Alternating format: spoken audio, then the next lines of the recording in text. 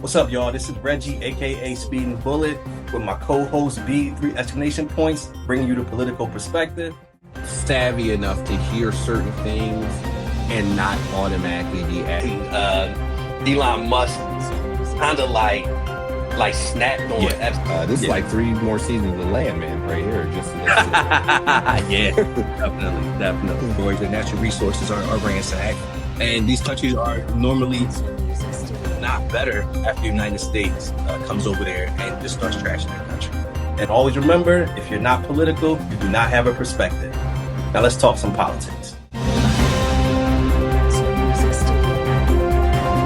So, couple of things that happened within the last week, but really within the last couple of days. Trump gave a primetime speech on Iran last night. If you were bored enough to watch that, and watch how how the president is justifying our really unprovoked attack of Iran. But pretty much Trump got on TV and basically said, we're winning. Never in the history of warfare has an enemy suffered such clear and devastating large-scale losses in a matter of weeks. Our enemies are losing in America, as it has been for 5 years under my presidency, is winning, and now winning bigger than ever before. War is almost done, but at the same time signaled that more strikes are coming. The market obviously reacted instantly, to anything that the president says. Oil got up, stocks dropped, and this has kind of been the pattern. Sometimes Trump says things just to manipulate the market. He'll say things, on a Saturday when the market is closed. And then they have a part of the market is called like the future trading, where you can trade on the future of a stock. So like you always say, B, somebody's getting rich. There's always money that's involved in this. But, I think we are a month into the war now. And Trump keeps saying that we are going to be here for 4 to 6 weeks. I just find that fascinating that you can go to war and have a self-imposed timeline when those guys have guns too, and those guys have a vote on whether or not they're going to surrender or keep fighting. And I mean, it's not like you killed their entire military.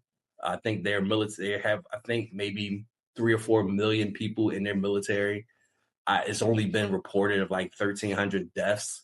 So it's not like you killed a whole bunch of military people. But I just think it's interesting when you can say that a war is only going to last this amount of time. But I'm sure every president probably thought that or said that this war is going to be quick. And we know from the last 50 years that these wars are never quick. That the United States does have the capacity to, bomb people and really can militarily, really defeat opponents. But when it comes to the aftermath, and it comes to these countries still having the unfortunate will to keep fighting, then you have 20 years in Afghanistan, 20 years in Iraq, when the war was declared to be over in Iraq in 8 days. 8 days after the war, Bush was like, it's done. And then we were there for 20 years. So just something to pay attention to. Even if the administration says the war is over, that doesn't necessarily mean it's over. And that doesn't necessarily mean that the military presence and the military activity in that region is going to be over. So just something to to make sure that we keep track of, because the war, although it's in the Middle East, it obviously affects us every day. And the oil prices, that's the next. After Trump's speech, oil prices jumped to $110 per barrel, and that directly coincides with gas climbing. We are not immune to what goes on overseas, so the disruption of oil passing through the Strait of Hormuz, which is the strait that Iran has threatened to attack. has caused oil prices to go up. So if anybody drives, I'm sure you've seen increase in your gas prices. $4.19 is what I recently saw. Right, $4.19, which is ridiculous considering no more than a month ago we were, in the low to mid twos, and now like you know, $2.89, $2.79. Absolutely. Third thing I got right here is birthright citizenship went to the Supreme Court. So Trump issued an executive order his first day in office to end automatic birthright citizenship. So it was appealed, and now it's being argued in the Supreme Court. But there were a lot of issues with the case that the Trump administration was presenting on why birthright citizenship should end. And just to let our viewers kind of understand what birthright citizenship is, it is the clause really in the 14th Amendment that says anyone that is born in the United States is a United States citizen. Yes. And what the Trump administration is trying to do is to really, really parse out whether or not you were born here, but you had American citizens as parents. If your parents were not American citizens, then you had no right to be here in the first place legally, and second, to be able to now be called an American citizen just because you were born here. Yeah. And however way you might feel about that, however way you might feel about immigrants, there are what they call anchor babies, that a woman that from some other place comes here to the United States pregnant, has a baby. Now that baby is an American citizen, and just morally and ethically, it becomes problematic to maybe even deport this parent. And what do you do with the child? So I mean, there are some issues there. There are reports that Chinese companies pay Chinese employees to come to the United States and to have babies, so they can have American citizens of Chinese descent. And those people, in theory, there's no real proof of somebody's allegiance, but in theory, that they would be born and have American citizenship, but would be kind of loyal to China. China, you got you right. And those things are what people would consider some legitimate issues. However, what's not legitimate is you can't change the Constitution, and that's really what the Supreme Court justices are really hinting at. You cannot change things in the Constitution through executive order. If there is a real appetite for it to be some type of change, then it has to be an amendment to the Constitution, and it's very difficult to amend the Constitution. You have to have cooperation on all sides, from all senators, from all House of Rep, to be able to actually make amendments to the Constitution. It's designed in that way, so there isn't a lot of movement just based on the changing of someone's ideology that they're going to start changing the Constitution. It's designed to be very difficult to change. So that's really where the problem is going to be. The problem is going to come in at how difficult it is to change the Constitution. But what does that mean? Across the whole spectrum of the United States. What does that mean in the sense of what it means to be a citizen? And to change that is just going to just be very problematic. So that is a court case that a lot of people are watching, because it will change or confirm what a citizen is in the United States. So that's I wonder, can the country afford that? All the stats say that people aren't having kids at the level that they're having them now as we were before. I always bring this stat up that it's on average every person born in the United States or United States citizen is worth $10 million to the country over the course of their lifetime. So if you're not having kids in this country at the rate that normally are, getting rid of birthright citizenship doesn't seem like the smartest idea, because for the corporation of the United States of America.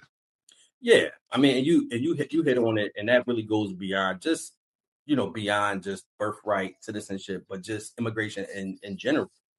It is a net loser to get rid of so many people that are contributing to an economy. That's how an economy grows. And if you are not, if you, like you said, if the birthright of American citizens, not the birth, I'm sorry, the birth rate of American citizens is constantly declining. Like people are having less children because having children is expensive. Yeah. Inflation is high. What you made 20 years ago, the money it doesn't go as far as it does today. At all. Yeah.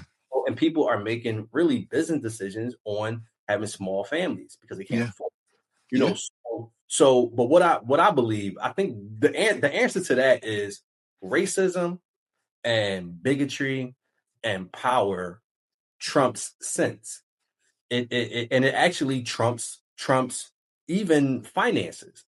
Like you said, I mean, it is a net positive having more people to contribute to the economy, having more people to consume products, having more people to work. It is the goal of most countries is to have more people because that's how your economy grows. But I think racism and bigotry it trumps common sense, and in this case, it actually trumps good economics and good math. It's actually kind of crazy. Yeah. It's it's wild. So I kind of view everything that's happening with the president in our country. I'm trying to view it through the lens of this is where my brain takes me. Like I feel like he knows he's going to lose the midterms, and feel like he knows that things are going to be way, way difficult to get passed through in after November. Um, and I feel like a lot of what he's doing is like the last rush to take advantage of people and get as rich as I can before I can't pass shit. Because we've seen in these smaller elections or special elections in these certain areas that are always red are now all of a sudden blue. I know he pays attention to the numbers and his approval rating, and it's all looking bad for him. So I just feel like some of the things that are, rather inexplicable are done just because it's like, okay, I know November is going to get difficult, so let me fuck up the market here and tip somebody off there to get this money here. I did to go back to your first point where he talking about the war. He did mention that he's going to ramp up attacks on Iran in the next 2 to 3 weeks, and I think the terminology was blast them back to the Stone Age where they belong. It's like, why are you doing that? Like you said, he announces things on a Saturday to fuck up the market. Like when you do that, somebody is getting money. I did see some people today, I think it was representative of New Jersey or Virginia, talking about people having to get another job. Gas tax automatically increases in New Jersey. And by the way, so do our tolls and our fees automatically increase. All of that. Now we're going to have on top of that, and I'm talking to my folks in New Jersey, my state, you better just keep breaking your back and working hard, maybe get yet another job. And him, even President Trump saying yesterday about we can't afford daycare, Medicare, Medicaid. It's like, where's this money going and what's happening? So I don't know. I was all over the place with that, but it's just so much on a day-to-day basis without talking about him firing Pam Bondi and all. I don't even know if that was next on the list, but it's just all over the place with the political news, and it's it's wild. Yeah, and that was going to be the last thing I was going to mention was just the firing of Pam Bondi, who okay. Trump has made an effort in this particular administration not to fire high-level staffers, regardless of the job that they do, because now it's about optics, and Trump. We can pull up clips of Trump, praising these people as being the greatest minds in the field and this and that, and then 6 months later he's trashing them, and it just contributes to just the neurotic and the unpredictability and really the lying of Trump. So that was one of the focuses of his new administration was not to have so many changes and then like consistency. So But you can see some cracks where, Pam Bondi was fired. She was one of Trump's biggest cheerleaders and mouthpieces, for this administration. But there have been rumblings about Pam Bondi being let go for the past 3 or 4 months because honestly, she's just trash, and she doesn't, she really does not do a good job of telling the truth. And I think that is where it's always going to be an issue with anyone that he puts in these positions, because they have to lie, and they also have to depend on their base accepting their lies and not actually fact checking them. But yeah, Pam Bondi got the boot, but not unexpected. Last thing, B, I just wanted to go over some numbers real quick. So inflation right now is at 3%, but it's obviously rising due to the war. Unemployment is at 4.4%. Total unemployment, but Black unemployment is 7%, which unfortunately for Black people, our unemployment rate is always higher than the national average. Gas prices is over $4 a gallon.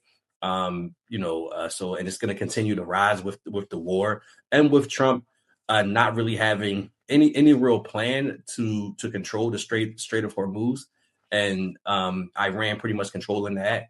We already talked about crude oil being over $110 per barrel. And the last thing is right now, the Iran war has cost the United States, and really the United States tax payers, over $200 billion so far that we've spent on the war. Now keep that number in mind when you have a lot of conservative people, politicians, podcasters, but just like you said about the guy in Jersey talking about somebody getting a second job and not really caring about the pain of the everyday citizen. Keep that $200 billion figure in your head the next time one of these folks has something to say about the ACA subsidies, any of what they call the social safety net programs, SNAP, or what we used to call welfare, or any program that is designed to help people when there are times of need. You can clearly see where the focus is at, and we can throw around $900 billion, but we can't fix our healthcare system. When it's time to vote, and think about that when grandma is not able to get into this nursing home because they've cut the funding. It's hard. Man, listen. And not to keep calling the guy from Jersey, I do want to get his name. It's Representative Jeff Van Drew of New Jersey, Republican, advising Americans to just get another job. So, all right, that's all I got, B. We'll see you guys next week, but always remember, like I said, I'm Reggie, aka Speeding Bullet. B3 exclamation points. Always remember, if you are not political, you do not have a perspective. Thank you for watching this video. Please remember to like, subscribe, and hit that notification bell.